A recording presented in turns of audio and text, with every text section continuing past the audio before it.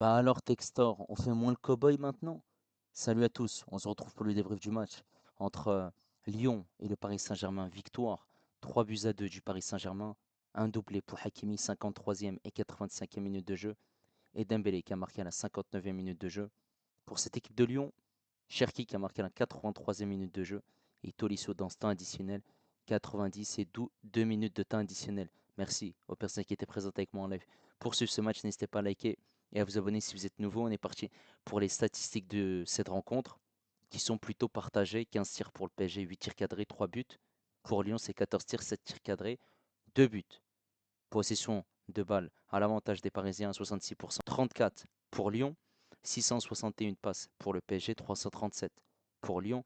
Précision de passe à 91% pour le PSG, 82. Pour Lyon, 8 fautes parisiennes, 12. Pour le Lyon, un carton jaune pour les deux équipes, un hors-jeu parisien, 4 pour Lyon, 5 corners pour Lyon et 4 pour le PSG. Et là, on est parti en image pour les 5 buts du match. Cette équipe de Lyon qui a joué en 4-3-3 avec Perry, Kumbundi, Mata, Niakhaté, Tagliafico. Au milieu de terrain, on avait Mathis Tolisso et Tessman. Et en attaque, on avait Fofana à gauche. À droite, on avait Nuama. Et en faux numéro 9, c'est Ryan Cherki pour cette équipe du Paris Saint-Germain. Voilà, à l'exception d'un seul joueur en défense, voire même au milieu de terrain, c'est l'équipe type. On a Donnarumma, Hakimi, Marquinhos, Beraldo, Pacho est sur le banc, Mendes à gauche. Au milieu, on a Vitinha Neves et Doué. Fabien Ruiz est sur le banc. Zaïre Emery est toujours à l'infirmerie. Et en attaque, on a Barcola à gauche, Kvaratskhelia à droite et Dembélé en faux numéro 9. Mais bon, c'est une attaque qui bouge énormément. Alors, il faudra attendre la 51e minute de jeu pour avoir le premier but du Paris Saint-Germain. Ici, on aura une passe pour Barcola, il me semble, sur ce côté gauche. Il va centrer. Dembélé va passer à côté de ce ballon. Et c'est Hakimi qui va avoir ce ballon, qui va tirer, qui va frapper, qui va marquer ce premier but. Ça fait 1-0 pour le Paris Saint-Germain. Voilà, Hakimi qui dit aux supporters de Lyonnais de la fermer. La joie des Parisiens autour de Hakimi. Et ça, c'est une nouvelle célébration, j'ai l'impression, de Hakimi, hein. On dirait qu'il fait le violon comme ça. Chut, chut, chut. Ça m'a fait penser, on dirait, le violon marocain. Je sais pas, c'est une supposition en tout cas. Voilà, en tout cas, c'est un très très bon but. Ensuite, 58e minute de jeu, Kvaratskhelia qui va faire la passe à Dembélé. Et là, on aura un numéro, Ousmane Dembélé, qui va partir tout seul, qui va dribbler, rentrer dans cette surface de réparation. Tolisso n'arrive pas à défendre clairement. Il frappe, il marque, ça fait 2-0. Pour le PSG, voilà, en quelques minutes, Paris Saint-Germain prend un avantage sur cette rencontre avec ce score de 2 buts à 0. Voilà, c'était le 17e but en Ligue 1 pour Ousmane Dembélé en 21 matchs.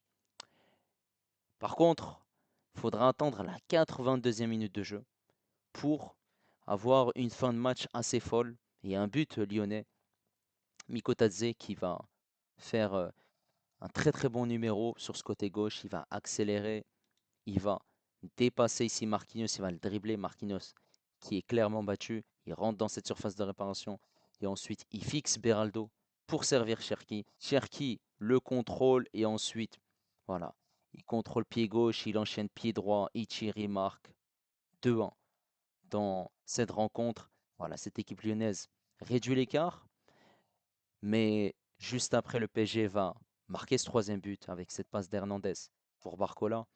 Barcola qui va défier Mata et il va passer dans un mouchoir de poche, le dribbler, le double contact, passer, accélérer. Il va pouvoir servir Ramos. Ramos qui est dos au jeu. Il était rentré en cours de jeu. Il va faire cette talonnade pour Lee. Lee qui était également rentré en jeu. Et il va faire la passe à Hakimi, hein, qui est servi. Hakimi qui tire, qui marque. Et on peut voir ici, en arrière, qu'il y a une énorme course, hein, de Hakimi. Il était très très loin, mais avec sa vitesse, il a pu quand même marquer un magnifique but. C'est son doublé, hein, pour Hakimi, très content. Et on le voit, il a gardé le sourire. Voilà, c'est pas tous les jours qu'un latéral droit marque un doublé. C'est son quatrième but en Ligue 1. Forcément, ici, on va voir que la joie des Parisiens va continuer et on voit que Fabien Ruiz dit à Hakimi de tirer son maillot. Et là, il va le faire. Bravo, un doublé, c'est magnifique. Et c'est bien que le PSG marque ce troisième but, puisqu'on sait jamais, hein, tout peut se passer dans le football. Et cette équipe lyonnaise, eh ben, avec un centre de Maitland-Niles, cette tête de Tolisso et ce but, ça fait 3 buts à 2. Cette équipe lyonnaise a insisté en fin de rencontre. Heureusement que ces Parisiens ont bien défendu pour accrocher cette victoire, parce que cette équipe lyonnaise, avec ces 2 buts, ça leur a donné de la confiance. Mais quoi qu'il arrive, c'est une victoire du Paris Saint-Germain. Bravo. On a eu John Textor à la fin du match qui a parlé au micro de DAZN qui a dit: «J'étais très confiant avant ce match, mais là, je me sens pas vraiment comme un cow-boy». Bien sûr, oui. C'est facile, hein, de faire le cow-boy, de faire le cirque avant le match, de mettre le chapeau. Je ne sais même pas monter sur un cheval, je trouvais ça marrant. Bah, t'es un comique, t'es un clown, clairement. Rien de personnel avec Nasser, je me bats pas, juste pour l'OL, mais pour la Ligue. Sale menteur, va. N'importe quoi. Le PSG de Luis Enrique est injouable en ce moment sur ses 8 derniers matchs. Toutes compétitions confondues, bah, c'est 16 victoires, 2 matchs nuls. Voilà. 13 points d'avance, hein, sur l'Olympique de Marseille qui a perdu, hein, contre Auxerre, 3 buts à 0. Voilà, les Lyonnais qui sont sixième à 4 points, hein, de l'AS Monaco et l'AS Monaco qui a perdu, hein. 2 buts à 1 contre cette équipe de Lille. Voilà, cette première mi-temps, on a vu une équipe du Paris Saint-Germain avoir des occasions, une équipe de Lyon qui était confisquée du ballon, mais il n'y avait pas énormément d'occasions en première mi-temps. Par contre, la deuxième mi-temps, elle est d'un autre niveau puisque voilà, cette équipe du PSG a réussi à marquer très très rapidement avec cette combinaison et ces jeux sur le côté gauche. Voilà, cette action très bien construite avec à l'arrivée un but de Hakimi. Ensuite, on a une séquence de passes de la part du PSG avant que Dembélé enclenche la troisième, voire la quatrième et marque ce but dans un numéro magnifique. Voilà, cette équipe du PSG qui a eu des situations, des arrêts quand même de Péry, des frappes contrées, et quelques situations où Dembélé a raté ses occasions en première mi-temps. Mais c'est rien de méchant parce que c'est cette équipe de Lyon qui a bien défendu. Voilà, on voit des tacles. On a vu aussi à un moment donné cette défense du PSG être vigilante pour tacler, pour dégager des ballons, pour écarter le danger. Avec ce score de 2 buts à 0, forcément, Luis Enrique a fait des changements. Doué est sorti à la 60e minute de jeu avec l'entrée de Fabien Ruiz. Et ensuite, il y a eu un petit relâchement de la part du Paris Saint-Germain. Cette équipe lyonnaise qui, à ce moment-là, a commencé à avoir confiance en elle, se créer des occasions. Après, il y a eu des changements qui ont été effectués, hein, par Fonseca avec l'entrée de la Lacazette à la place de Matic, Mikotadze à la place de Fofana, Maitland-Niles à la place de Koumbedi. Voilà, des joueurs à vocation offensive pour essayer de revenir dans cette rencontre. Et forcément, bah, ça a payé, mais il fallait attendre que la 83e minute de jeu avec un numéro de Mikotadze. Puis à l'arrivée, cette passe décisive pour Cherki et ce magnifique but. Mais voilà, juste derrière, il y a ce but du PSG, hein. Ce ballon sur le côté gauche d'Hernandez pour Barcola, le double contact, l'accélération, ce centre, Ramos qui donne ce ballon par une talonnade pour Lee pour Hakimi qui venait de très loin, qui marque ce troisième but.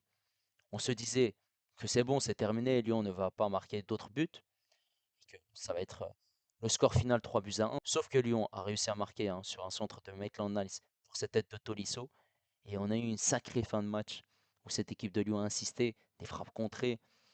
Ils avaient, dans ce temps additionnel de 5 minutes, conservé le ballon et essayé de maintenir cette équipe du Paris Saint-Germain très basse. Et ils l'ont fait parfaitement parce que bah, ils ont eu des occasions, mais forcément, voilà, cette équipe du PSG a réussi à bien défendre malgré tout. Voilà, on a eu une sacrée belle partie, mais surtout une sacrée deuxième mi-temps. Et forcément, il y a eu beaucoup de choses positives, hein, de la part du Paris Saint-Germain. On va commencer par Donnarumma, qui encaisse 2 buts, mais qui a été décisif. Donnarumma fait beaucoup d'arrêts, des frappes en dehors de la surface de réparation, des frappes dans la surface de réparation. Parce qu'on a vu pas mal de situations où ces joueurs lyonnais, dans un angle fermé, auraient pu marquer. Après, ils faisaient des arrêts, il y avait aussi des frappes dans le petit filet. Voilà, il a fait un gros match, hein. On voit que sur le premier but, il peut rien faire. C'est un jeu combiné. C'est clairement la défense qui n'a pas été bonne sur ce premier but. Le deuxième, il y a cette tête de Tolisso, il peut rien faire aussi. Voilà, il a fait un match pertinent, bravo à lui. Côté droit, Hakimi, grosse performance aujourd'hui.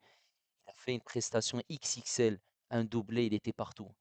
En défense, en attaque, partout. Au milieu de terrain, ah, il a réussi à être bon défensivement parce que cette équipe de Lyon n'est pas vraiment passée par son côté droit. Il a réussi plutôt à bien défendre, à être vigilant, à faire les retours défensifs, à récupérer des ballons, à être bon dans le placement, à servir aussi Dembélé, ou bien Barcola, ou bien Kvaratskhelia, l'un des trois en tout cas, qui était sur ce côté droit parce que ça bougeait énormément.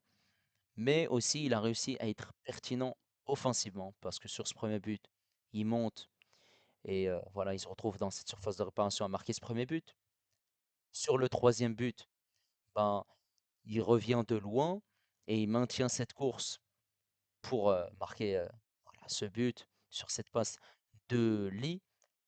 Le premier et le troisième but, on a l'impression que c'est les mêmes buts, sauf que le troisième, il a fait une très grande course malgré tout.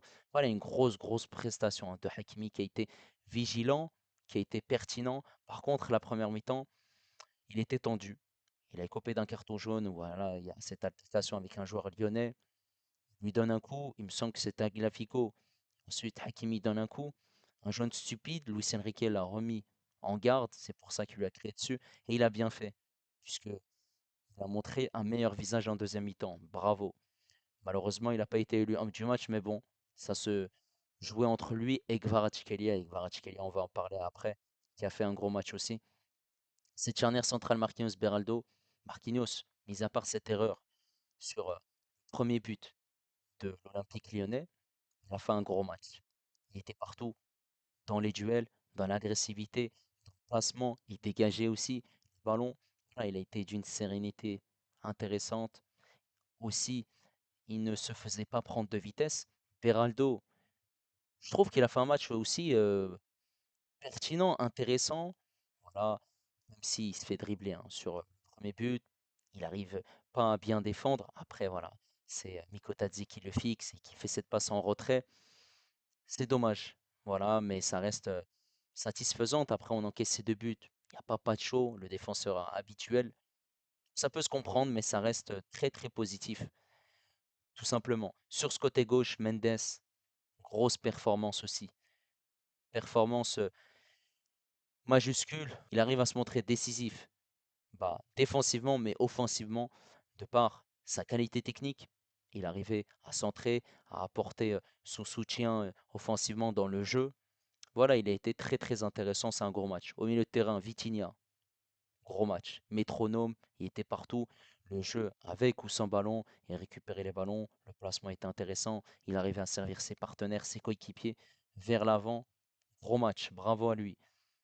Doué, bah, j'ai trouvé que sa première mi-temps était très moyenne.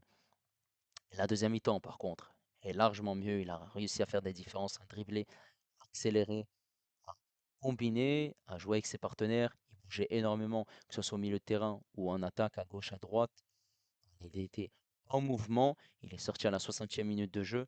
Là, je l'ai senti très intéressant, hein, pour jouer pour un collectif. Ensuite, João Neves. João Neves, première mi-temps très compliquée. Par contre, la deuxième mi-temps, c'est du très grand. João Neves, voilà, bon avec ou sans ballon, la qualité de passe incroyable, parce qu'il y avait du déchet technique en première mi-temps. Il arrivait aussi à accélérer, à servir ses partenaires devant, surtout les attaquants. Voilà, il a fait un match complet, hein.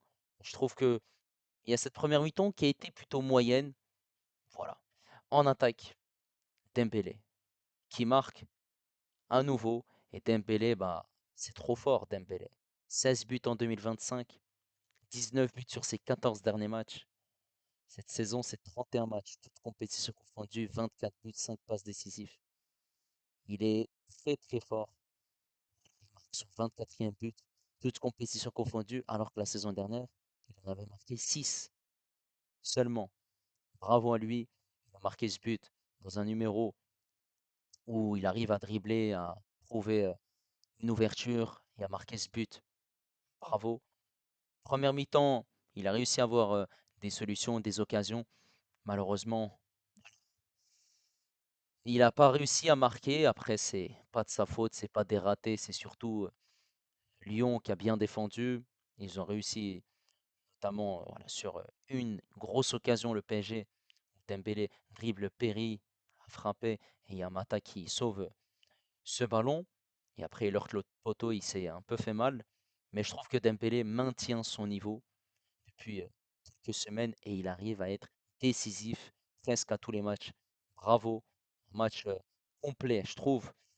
Ensuite, Barcola, sur ce côté gauche, bah, Barcola a fait des différences. Barcola a été pertinent, surtout en deuxième mi-temps. Par contre, la première mi-temps, voilà, il a eu quelques situations, mais il n'a pas réussi à faire ce qu'il faisait d'habitude.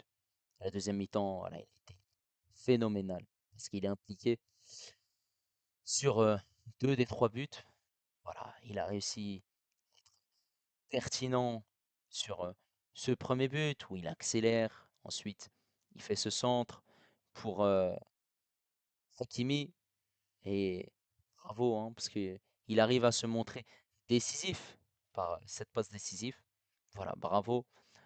On a aussi ce troisième but où il fait la différence face à un joueur lyonnais, ce double contact, il accélère, il peut servir Ramos et ensuite il y a le but de Hakimi. Voilà, il a réussi à faire des différences, à accélérer, à dribbler, à jouer contre son ancien club. Voilà, il a été décisif, bravo à lui. Et Kvaratskhelia, bah, homme du match, il a fait un gros match, Kvaratskhelia, et il a été passeur décisif pour le but de Dembélé. Kvaratskhelia a fait un énorme match dans l'intensité, mais aussi dans les replis défensifs, parce qu'il a fait les retours défensifs et offensivement, on a vu hein, son, sa palette technique, où il bougeait énormément, il était à gauche, il était à droite, il arrivait à faire des différences. À un moment donné, il a fait un numéro, mais il n'y a pas eu le but. Ce centre, et Dembélé le touche, mais c'était trop juste. Ça, c'était une grosse situation en première mi-temps. Voilà. On a vu ce que vaut Kvaratskhelia. C'est un gros match et ça fait énormément plaisir. Voilà, il faut lui laisser encore du temps et Kvaratskhelia va monter encore en puissance. Bravo. Maintenant, il faut souligner quand même que les joueurs qui sont rentrés en jeu, que ce soit Lee, que ce soit Ramos, Lee déjà passe décisif pour Hakimi. Ramos, quelle talonnade pour servir Lee. Voilà. Ramos, c'est un super sub. Même s'il a été décisif sur l'action, voilà. Il n'a pas pu être illustré d'une passe décisive, mais c'est une très belle entrée en jeu. Et il faut souligner quand même que cette équipe lyonnaise, voilà, ils ont réussi à marquer 2 buts, mais il y a eu des joueurs qui ont été performants, notamment Cherki, poste de numéro 9. Il a marqué ce but, il a quand même fait des dribbles, des différences, et il a été buteur ou passeur sur ces 4 derniers matchs, hein. Buteur contre PSG aujourd'hui, buteur contre Montpellier, buteur et double passeur décisif contre Reims et passeur décisif contre Marseille. Voilà, bravo à lui. Et Tolisso qui a fait un gros match aussi dans l'impact physique, dans l'agressivité, dans les duels, dans le repli défensif, dans son placement. Il a été aussi décisif par ce but. Voilà, bravo, parce que fallait le mettre quand même ce but. Et il est en très grande forme hein, parce que il a été buteur hein, sur ses 5 derniers matchs. Bravo. Il peut potentiellement être présent au mois de mars hein, pour la liste de Didier Deschamps. En tout cas, n'hésitez pas à me dire ce que vous avez pensé de cette rencontre entre Lyon et le Paris Saint-Germain. N'hésitez pas également à liker et à vous abonner si vous êtes nouveau. Et moi, je vous dis à la prochaine. Ciao les amis, ici c'est Paris.